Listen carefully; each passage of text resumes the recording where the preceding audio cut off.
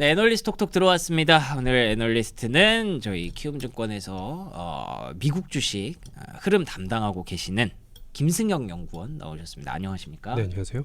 예, 처음 뵙겠습니다. 네.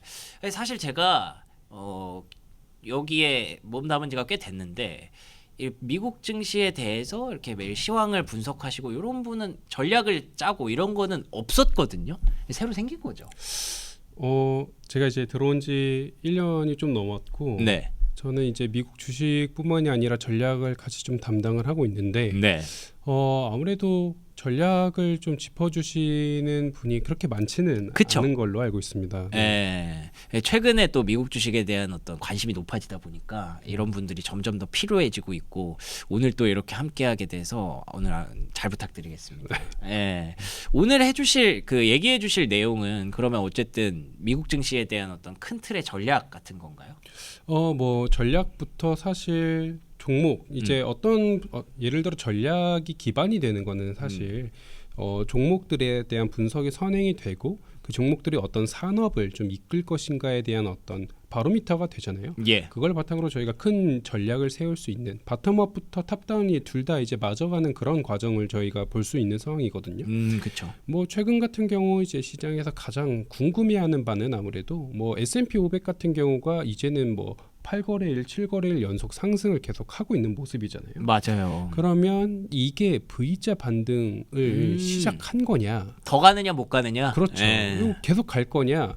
아니면 뭐 잠깐 가다가 좀 쉴 거냐? 예. 뭐 이거에 대해서 이제 많이 궁금해하시는 상황인 것 같은데. 맞아요. 제일 궁금합니다. 그게. 네, 이게 아까 말씀드렸듯이 지금은 실적 발표 시즌이란 말이죠. 예. 실적 발표가 어떻게 되고 있느냐에 따라서 증시에 대한 분위기 역시도 좀 같이 결정될 수 있다 보니 이 두 가지를 둘 다 좀 같이 저희가 연동해서 말씀을 좀 드려야 될 것 같다 이렇게 생각하고 좋습니다. 있습니다. 그러니까 이게 S&P 500이 우리 쉬는 사이에 그거를 다 탈환했거든요. 그러니까 그 트럼프 대통령이 상호관세 들고 온 날, 그날 급락을 했던 그 시기에 비해서 계속 바닥 뚫고 내려가다가 그게 어느덧 거의 V자 반등이 왔어요. 근데 거기까지 오니까 또 곳곳에서 뭐 곧 경기 침체 올 것이다, 어떤다 막 이런 얘기하면서 여기서 오히려 팔아야 된다 이런 얘기도 있는 것 같은데 결국에는 우리가 생각하는 건 이 관세가 되게 단순히 해보면 관세 정책이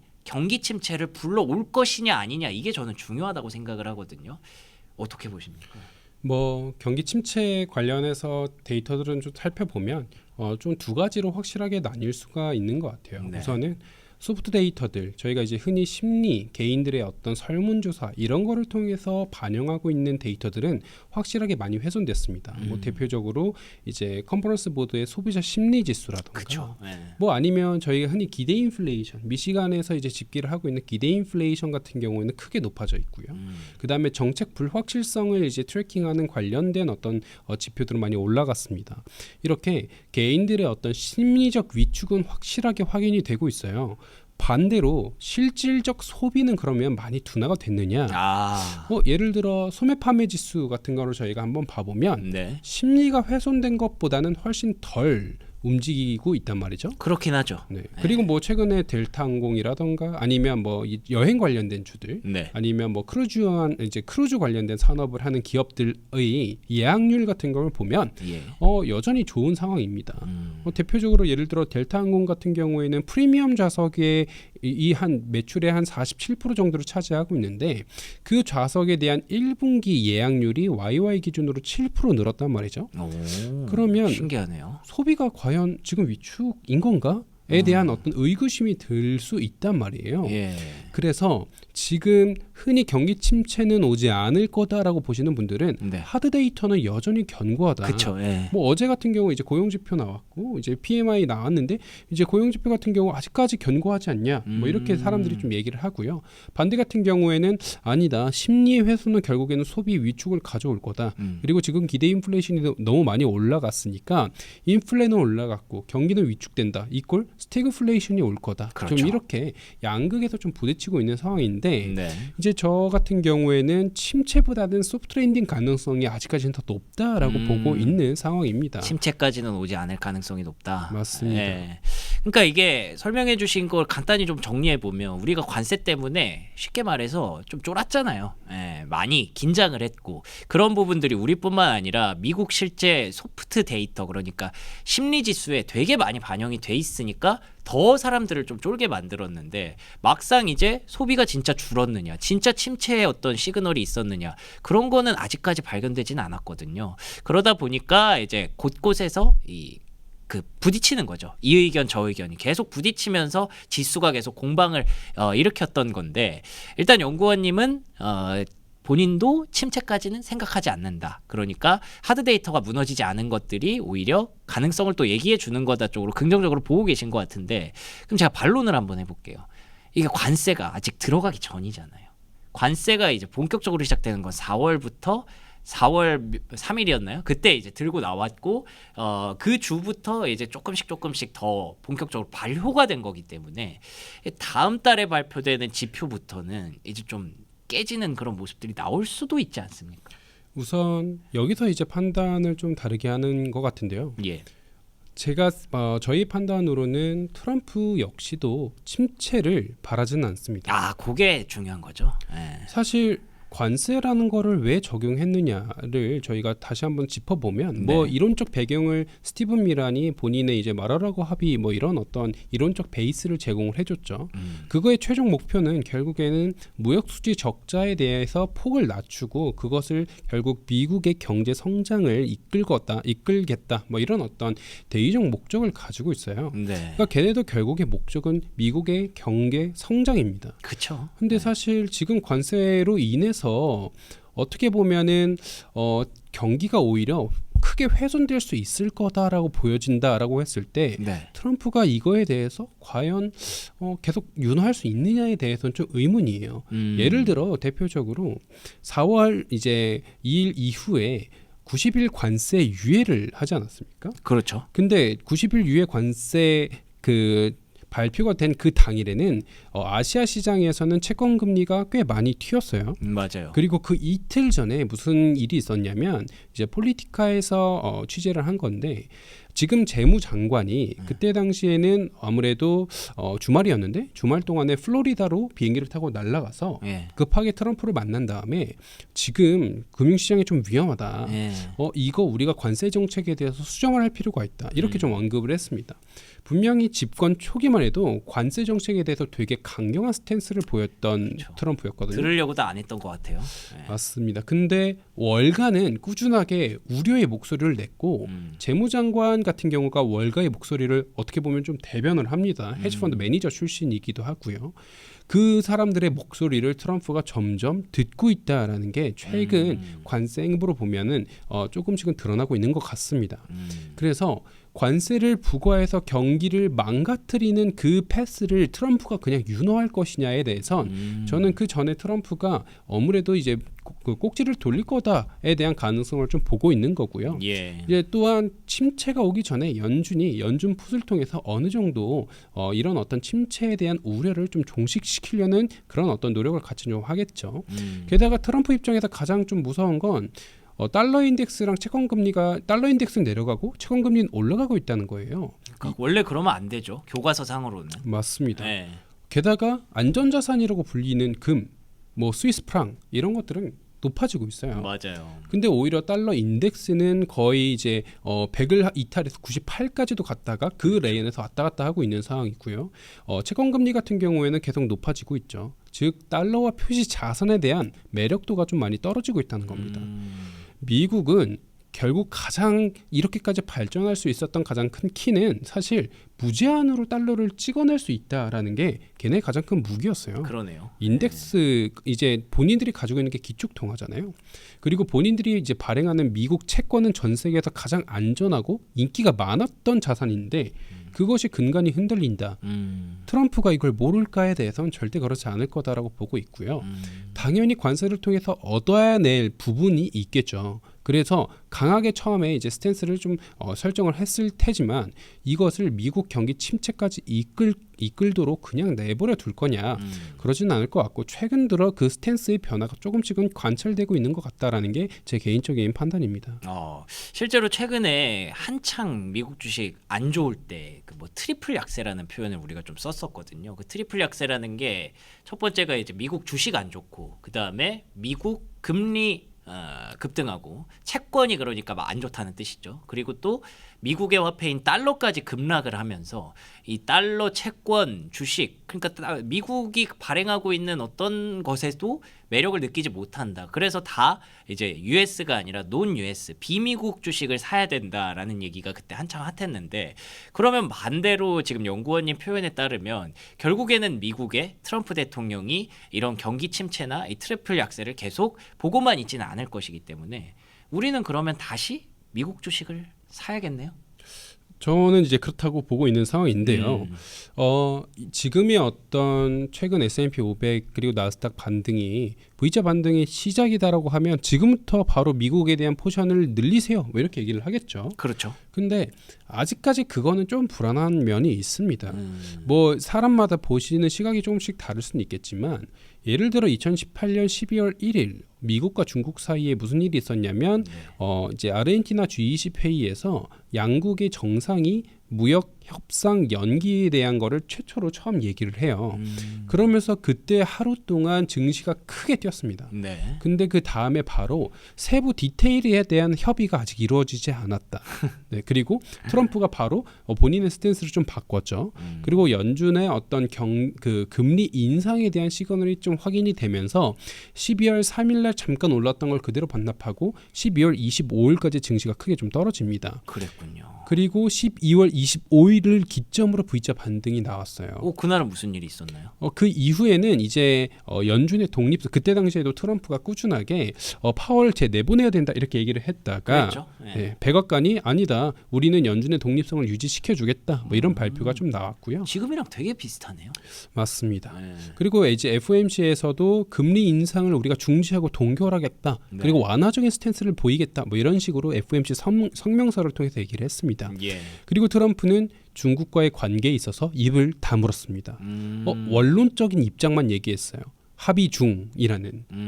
그러다 보니까 지금 현재 상황과 좀 유사한데 중국과의 협상 얘기가 조금씩 나오기 시작한 게 사실 요번 S&P 500 반등의 시작이었단 그렇죠. 말이죠. 뭐 실적 같은 경우가 생각보다 저번 주 기준으로 봤을 땐 뭐 온건했다라는 것도 하나의 이유였지만 가장 대표적 트리거는 중국과의 전화, 시진핑과 전화했다. 뭐 이런 류의 얘기가 시장에 좀 안도랠리를 보여준 건데 지금 이 상황이 계속 스탠스가 동일하게 이어질 것이냐에 대해서 저는 약간 아직은 의문점이 있어요. 트럼프라는 사람을 봤을 때 또 한 번 꺾고 그리고 다시 한번 또 시끌하게 만들고 이 과정을 조금 겪으면서 증시가 올랐던 부분이 조금 다시 한번 왔다 갔다 행보를 하다가 연준에 대한 스탠스 변화와 트럼프가 이제 본인이 본격적으로 경기를 위해서 입을 다물거나 아니면 무언가를 시작할 때 이제 그때부터 V자 반등이 오지 않을까 정도로 보고 있고요.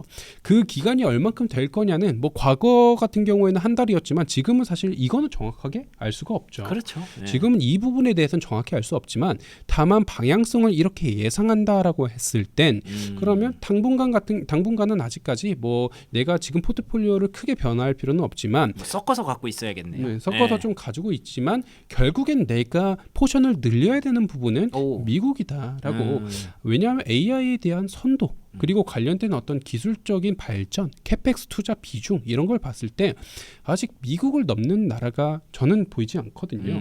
뭐 중국의 기술력 훌륭하긴 하지만 미국을 상회하느냐에 있어서는 아직까지 좀 의문점이 있기 때문에 그래서 저는 종국에는 미국에 대한 투자 비중은 다시 한번 확대시켜야 된다 이렇게 보고 있습니다. 아 좋습니다. 그러니까 이게 트럼프라는 사람을 우리가 겪으면서도 잘 알 것 같으면서도 심지어 일기 때도 한번 겪었는데도 잘 모르겠는 게 계속 트럼프잖아요. 그러니까 지금도 뭐 중국이랑 뭐 대화 잘 되고 있다. 지난주엔 이런 얘기까지 했었죠. 중국한테 뭐 관세를 중국과의 관세를 분명히 낮춰질 것이다. 물론 제로는 아니겠지만 이런 식으로까지 갑자기 유화적인 분위기가 나오면서 분위기가 좋아졌는데 근데 이것도 언제 갑자기 또 꺾일지도 모른다는 그런 변수도 우리가 갖고 있기 때문에 지금은 잘 섞어서 갖고 있어야 되지만 결국에 점점 더 늘려나가야 되는 건 미국 그리고 AI에 대한 어떤 메리트 이런 부분들을 얘기를 하셨어요. 그러면은 결국에 그 AI 중에서도 어떤 종목들을 우리가 잘 뽑아내야 되는가 요게 중요한 부분인데 우리가 이제 근로자날로 쉬는 동안 약간 미국에서 시장에서 힌트가 많이 좀 나왔던 것 같아요. 마이크로소프트와 메타의 실적 발표를 통해서 올라갔던 종목들을 보니까 결국에는 그래 AI는 미국이지 라는 생각을 하게 만들더라고요. 아무래도 그 어떤 실적들을 저희가 한번 봐보면요. 예를 들어 메타 같은 경우는 이제 메타는 장 끝나고 한 4% 정도 네. 좀 좋은 모습을 보였더라고요. 예. 메타 같은 경우에는 광고 매출이 여전히 좋았습니다. 특히 영업이익률 같은 경우가 41.5%까지 찍히면서 예상치를 크게 좀 웃돌았거든요. 네. 걔네는 광고 단가도 YY 정도 10%가 올랐고요. 네. 광고 노출 빈도도 5% 정도가 YY 기준으로 높아졌습니다. 아무래도 실질적인 어떤 광고 매출이 점진적으로 메타에 대한 어떤 상승 드리븐을 이끌고 있었던 상황인데 예. 그렇기 때문에 매출에 대한 성장률이 그 광고에 대한 성장률이 계속될 때 메타는 호재를 누릴 수가 있거든요. 근데 저희가 좀 더 중요하게 봐야 되는 부분은 메타 역시 광고 역시도 관세에 대한 여파를 받을 수 있는 거 아니냐. 그렇죠. 네. 내가 미국에 사실 더 이상 광고 안 할 수도 있는 거 아니냐. 그 옛날에 옛날이라고 하긴 그렇고 관세 전에는 메타의 그 테무 광고가 그렇게 많았다면서요. 맞습니다. 네. 뭐 이런 식의 우려가 있었었는데 사실 이번 실적 발표가 그거를 좀 종식시켰죠. 왜냐하면 매출, 그러니까 광고 매출의 지역별 상승률을 보면 US, 캐나다, 유럽 이 세 개의 합친 어떤 비율이 그 전분기 대비해서 한 1.5% 줄었습니다. 근데 그 아시아 태평양 그리고 기타 국가에 대한 어떤 광고 시장 점유율이 1.6%가 늘었어요. 네. 아무래도 미국에 안 하면 다른 국가에 해야지. 그렇죠. 에 대한 지역 재분배가 확인이 된 거고요. 어닝콜에서도 이걸 되게 이제 얘기를 많이 했어요. 그러다 보니까 글로벌적 사업을 하고 있는 메타 입장에서 사실 관세 충격이 지금 포트폴리오 그냥 재분배를 통해서 어느 정도 방어가 된 거죠. 그런 상황에서 광고 단가는 계속해서 높아질 여력이 있거든요. 예. 이제 관련된 AI 모델을 통해서 타겟팅화를 높이기 때문에 이런 걸 봤을 때 여기서 힌트를 얻을 수 있는 바는 확실히 광고 그리고 어떤 사업을 영위하느냐에 따라서 매출에 대한 어떤 포션이 좀 다를 수 있겠지만 그 모든 거에는 AI를 어떻게 우리가 잘 적용하느냐 결국 맞춤형에 대한 어떤 기술력이 좀 결정을 하는 거거든요. 뭐 마이크로소프트는 간단하게 말씀드려도 얘도 네. 비슷합니다. 마이크로소프트는 애저가 사실 너무 좋은 상승률을 보였거든요. 네. YOY 기준 애저의 상승률은 31% 정도. 클라우드 서비스죠. 맞습니다. 네. 그리고 이제 이 애저를 가지고 있는 IC 사업부 같은 경우에도 거의 20% 이상의 YOY 상승률, Y그로스를 보였어요. 얘네 같은 경우에는 최근에 클라우드 마이그레이션이라고 해서 아무래도 관세가 유입되면 기업들 입장에서는 두 가지 생각을 하게 됩니다. 첫 번째는 아무래도 비용이 올라갈 수 있잖아요. 그러면 생산성 효율화를 빠르게 좀 걱정하게 돼요. 그러면 생산성 효율화를 걱정을 하다 보니까 당연히 AI에 대한 활용도를 높일 수밖에 없고요. 그래야죠. AI는 결국 기업 단에서 AI를 활용하려면 클라우드는 필수적으로 따라올 수밖에 없습니다.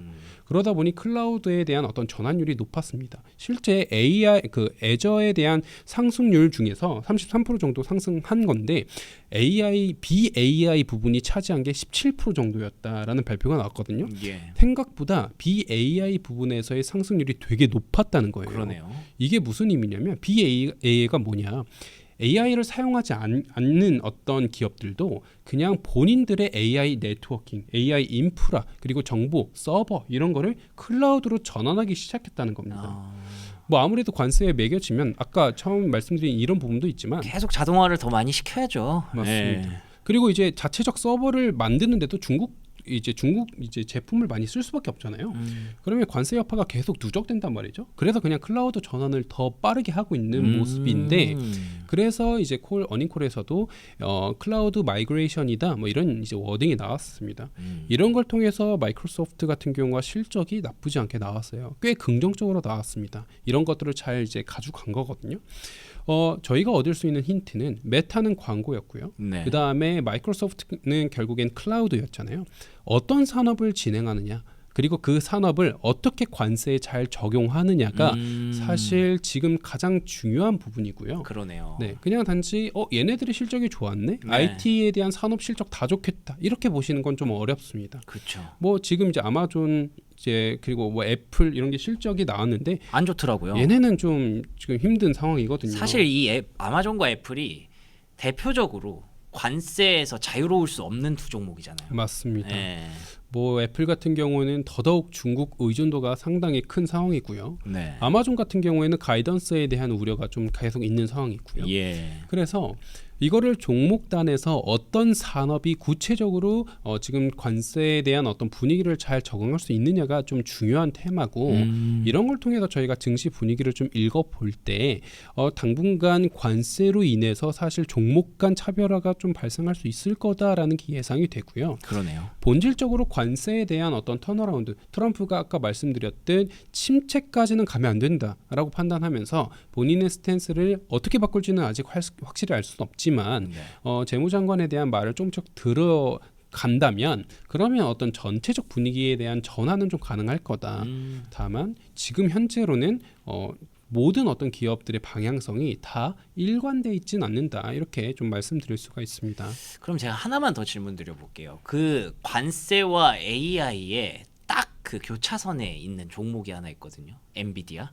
그러니까 엔비디아는 AI를 위해서 너무너무 필수적인 걸 우리가 잘 알고 있고 이번에 제가 듣기로는 메타의 캐펙스가 120% 늘어나면서 엔비디아에 대한 자신감이 좀 살아난 걸로 알고 있는데 젠슨 왕이라는 사람이 요즘 하고 다니는 그런 뭐 발언이나 이런 것들을 보면 계속 중국을 버리지 않으려는 듯한 느낌이 있거든요. 근데 미국에서는 중국을 버려라라고 거의 압박을 하고 있는 상황이잖아요. 엔비디아의 방향성은 어떻게 되는 건가요?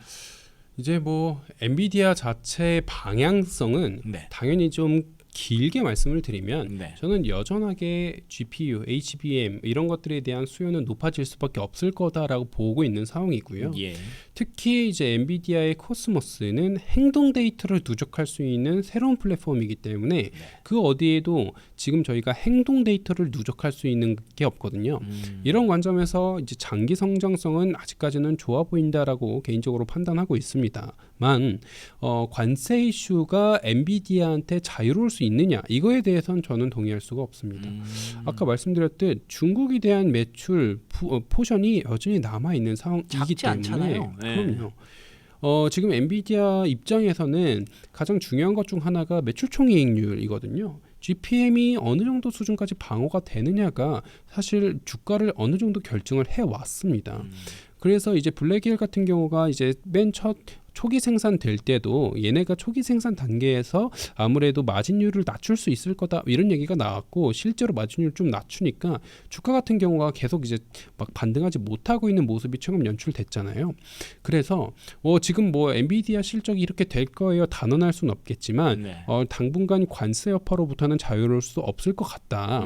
그러나 우리가 좀 멀리 시계를 바라봤을 때 결국 아까 말씀드렸듯 관세 여파는 언젠가는 종식이 되거든요. 그렇죠.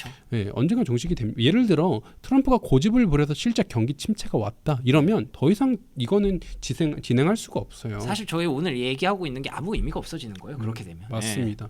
게다가 미국은 트럼프 혼자 이끌고 있는 게 아닙니다. 그렇죠. 공화당에 보면은 프리덤 코커스 같은 사람들은 강성 공화당 판데 걔네들은 트럼프 네 이놈 하면서 이제 오히려 이제 뭘 할 수 있는 상황이기 때문에 그런 상황에서 그리고 이제 2018년보다 지금 사실 레드웨이브라고는 하지만 공화당 의석수가 더 작아요. 그래서 관세에 대한 어떤 무기한 연장은 당연히 어렵기 때문에 이게 종식이 되면 결국 다시 한번 그 관련된 종목들의 성장세는 저는 높다라고 보고 있지만 엔비디아가 그 과정 속에서 자유로울 수 있을 거냐에 대해서는 저는 좀 어려워 보인다. 보수적 입장을 보이고 있습니다. 알겠습니다. 결국에는 이 관세라는 거는 시장의 악재가 되는 게 맞는 거고 경기 침체로 가느냐 안 가느냐에 대해서도 관세가 되게 중요한 키포인트를 차지하고 있는 건 맞는 건데 연구원님의 의견은 트럼프가 이대로 관세를 끌어가지 못할 가능성이 좀 더 높다. 그 배경은 미국이라는 나라의 어떤 시스템을 믿는 거죠. 예, 미국이 그렇게 쉽게 한 사람, 대통령 한 사람의 어떤 의지로 인해서 이렇게 크게 오락가락할 그런 나라도 아니고, 그리고 트럼프 대통령도 그걸 워낙에 잘 알고 있을 것이고, 이런 그림들이 다 있다는 걸 가정한다면 장기적으로는 관세 피해주가 됐던 섹터를 조금씩 관심 있게 보는 것도 필요할 것 같은데, 말씀해 주신 대로 단기적으로는 이게 너무 확연하게 차이가 납니다. 아마존과 애플, 메타와 마이크로소프트 이런 쪽에서도 이렇게 같은 M7인데도 불구하고 실적 발표 이후에 반응이 차이 나는 걸 보면 관세에 대한 리스크를 충분히 반영하면서 우리가 좀 조심스럽게 끌고 가야겠다라는 그런 생각이 드네요. 자, 어쨌든 좀 더 긍정적인 메시지를 많이 전해드릴 수 있었던 것 같아서 뭐 5월 정리 간단히 좀 된 것 같고요. 가볍게 그러면 5월장을 준비하는 분들에게 투자 전략을 간단하게 한번 정리해 볼 수 있을까요? 이제 아까 말씀드린 거에 대한 종합일 것 같기는 한데요. 단기적으로 봤을 때 변동성 국면이 조금은 남아 있을 수 있으니 당분간은 좀 조심을 하고 이후 이제 5월, 6월 정도에 이제 관련된 이제 이벤트들이 좀 남아 있어요. 물론 실적 발표가 지나고 나면 엑스데이트를 통해서 부채 한도 협상을 진행을 해야 하고요. 그것도 있군요. 네. 그 다음에 그 전까지는 과연 TGA를 어느까지 쌓을 수 있느냐, 여갈피 금리가 여갈피 잔액을 어디까지 방어할 수 있느냐, 이를 통해서 지급준비금을 잘 유지할 수 있느냐 관련된 유동성과 매크로 관련된 좀 우려들도 남아 있거든요. 그러네요. 그래서 이런 부분들을 꾸준하게 트래킹을 하면서 조심스럽게 대응을 하시고 그 이후에 관세에 대한 어떤 분위기가 변화하고 관련돼서 연준에 대한 어떤 개입으로 인해 관련된 어떤 우려들이 좀 해소되는 시점에서 반등 포인트가 나오는 경우에는 기술주, 테크 중심의 상승 랠리가 좀 보여지지 않을까. 그때는 포트를 좀 전환하는 게 어떤가, 좀 이렇게 말씀드립니다. 알겠습니다. 일단 뭐 돌다리도 두드려 보고 가야겠습니다만, 그래도 그 돌다리가 무너지지는 않을 거라는 그런 긍정적인 신호를 좀 얻을 수 있었던 시간이었던 것 같네요. 자, 오늘 연구원님과 함께한 시간은 여기서 이렇게 마무리를 지어보도록 하겠습니다. 오늘 좋은 말씀 고맙습니다. 네, 감사합니다.